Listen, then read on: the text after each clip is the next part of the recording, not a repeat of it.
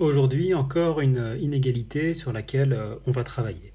Alors, montrer que pour tout x appartenant à 0, 1, x facteur de 1 moins x est plus grand que 0 et plus petit que 1 quart. Alors, il y a plusieurs façons de faire la deuxième partie. On va voir une façon qui est un peu plus élégante que de faire une étude de fonction barbare qui marcherait, bien sûr, mais l'étude de fonction, c'est en général ce qu'on essaye de faire en dernier recours quand on peut plus rien faire.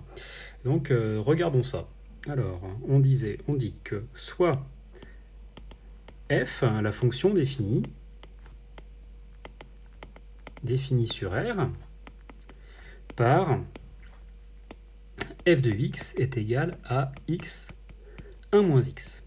Alors, je vais peut-être la réécrire parce que là, on ne voit plus rien. x 1 moins x. Bon, bah, f de x, on peut bien sûr écrire que c'est moins x au carré plus x, qui est un polynôme de degré 2. Polynôme de degré 2 et de coefficient dominant. Alors le coefficient dominant, c'est le nombre réel devant le x de plus haut degré. De coefficient dominant, c'est toujours bien d'avoir un petit peu de vocabulaire. De coefficient dominant négatif, qui est égal en fait à moins 1. Égal à moins 1. Et vous savez que une fonction du second degré, on peut déterminer assez simplement en quel point elle atteint son maximum ou son minimum, le cas où c'est un coefficient dominant positif. Donc on peut savoir facilement à quel point elle atteint son maximum minimum, et combien, du coup, une fois qu'on connaît ce point, on peut facilement calculer quelle est la valeur limite. Donc, je vous rappelle que f, quand on est de la forme ax2 plus bx plus c, le maximum il est atteint au point moins b sur 2a.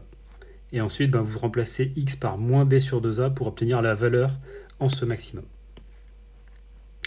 Donc ici, moins b sur 2a, c'est égal à moins... Alors b, c'est le coefficient qui est devant le x. Vous voyez ce bx là.